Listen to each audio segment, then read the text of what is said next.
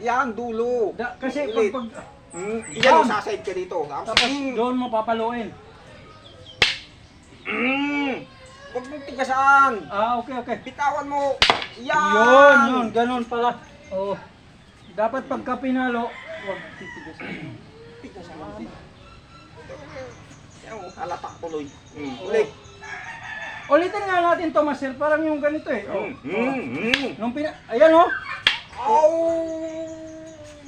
Mali talaga, hindi obra yun. Sulit. Hindi ubra yun. Sige. Kaya nga ang subject dito Sa ang dulo. hawak. Mali. Ulit. Naipit. Sorry, Master. Nanginginig daw. Oo nga eh. Ulit. Nakakadalawa na eh. Ulit. Saside ka Bilis, dito. Master. Ganon dapat. Isa pa. Ulit. Galing, ah. Ulit, Master. Tira.